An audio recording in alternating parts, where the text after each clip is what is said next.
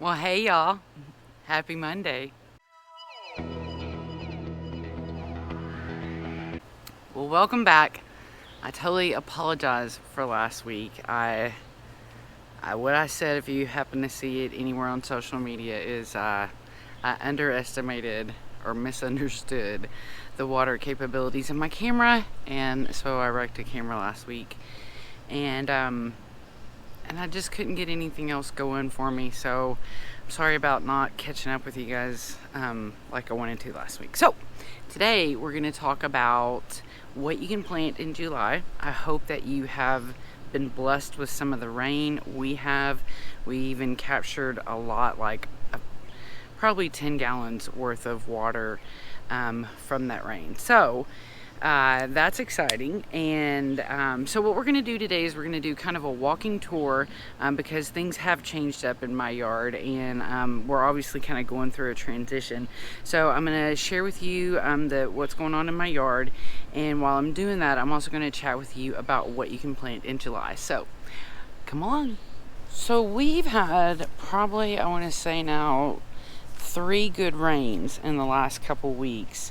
And so I am really kind of planting with the monsoon right now. So during one big rain, I took out a lot of my not so great tomatoes, and I left the ones that were doing great, and maybe trimmed them up, like got the old stuff off of them.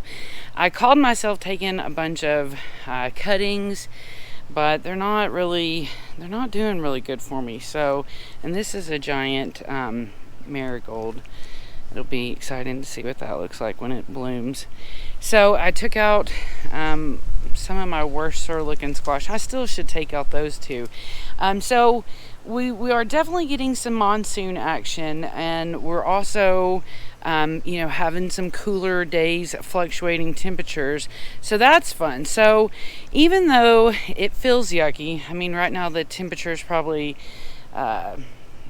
about 100, but the humidity is just that's the thing for me. So when we're coming into this good strength of monsoon season, or any monsoon season in July, we're going to be able to plant quite a few beans. Pinto beans. This is your last chance to plant yard long beans. Lima beans we can plant on the 15th. Then soybeans and green beans and black-eyed peas. Now, I don't know, I can't remember why I cut the end of this. Don't cut the end of your loofah, because then it's going to stop growing. So this branch stopped growing, and this, does anybody know what these dang bugs are? I'm sure they're not good. So this one is doing pretty good, and we kind of made it do a little circle thing there, and it's coming this way. So yeah, that's what's going on with my loofah. My bales over here have just become a fail. They're growing grass, and I will never do the bales on this side. I should have made this my top. This was my top last time, and because of doing it this way, it's just deteriorated. I lost a watermelon that was in here, so I'm just getting ready to break these down and turn them into individual places to plant.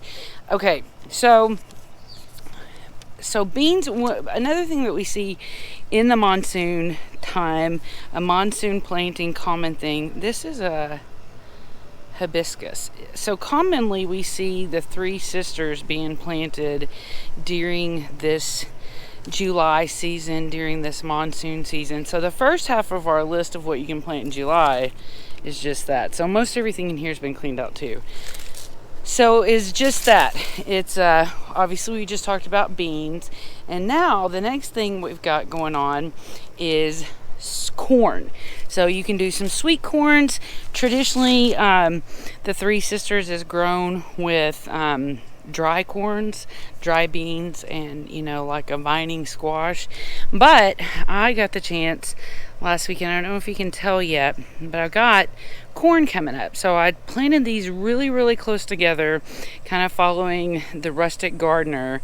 And so I'm hoping for the best. So my plan is, again, I don't know if you can tell, but my corn's just, yeah, there's one right there. So I'm gonna let it get up just maybe about 5 inches, and then I'm gonna plant the beans, and then I'm gonna plant the squash, and I'm gonna let them all work together. Now you can see I've got this caged in with some bird netting. That's because the thrashers, they love thrashing these bags over here, and as I began to take plants out of here, they were getting in and thrashing it every now and now. Something to know, I don't like bird netting because it gets a lot of animals caught in it, from birds to lizards to what have you. So if you use bird netting, you've got to do it like this, where you string it tightly over an area, not where, like when I go to put it over these things, I'm gonna have to make it where nothing can get trapped. So we want it to keep them away, but we don't want to kill them. You know, we want this to be a humane garden. So this is gonna be my big run at Three Sisters. I've never done it this way. I've never done it in a deep bed like this, and so I'm excited. So then we've got, and that's what that is over there, is the only okra that I've got going this year. You could start some eggplants, and we got one more chance with melons and Armenian cucumbers. And then you can also get, okay, look, here's what I'm trying to show you. Like, look at these figgies. I'm gonna have to bite one to show you guys what they look like inside. So we thought the figs were maybe done, but then I learned that they go through another season, because we had a lot of these, like, are they ever gonna ripen? So finally they are, and this one's a perfect, because it's kind of soft and it's drooped over instead of being straight out like that guy. So let me show you what this looks like. So there it is. Oh, I drop it, and you're probably gonna think I'm gross because I'm gonna bite this, but so that's how it looks. And it just tastes like honey. So like I said, you can also do some onions and get some shallots going. There's my grape coming all the way into the fig. And then another thing I'm excited to do is I'm going to plant some pumpkins. And my winter squash, which is something you can plant with the Three Sisters, that's what I'm going to plant in here. Probably going to put some more winter squash in these bags out here. And then, of course, we can come in with our peppers and tomatoes. Start getting your transplants ready to go outside. Now, the birds have picked the grapes. Last week, my husband realized that they were sweet, and literally the day he did, they were like, boom, let's eat grapes. So we took all the ones that we got bagged, and we put them in the refrigerator, and that got us a lot of grapes. I'd say we probably got 3 or 4 pounds of grape off of that. So let's see what else. Along with the melons, you can do one little chance of watermelon, which I might try. And if your tomatilla looks as bad as mine, then you might want to plant some more tomatillas. So real quick, we've got beans that we can plant, black-eyed peas, corn, okra, eggplant, melon, cucumbers, like Armenian cucumbers, onions, shallots, okra, pumpkin, winter squash, tomatoes, and tomatilla. And as for flowers, you can do some cosmos, globe amaranth, cochia, vinca, purslane, and of course sunflowers.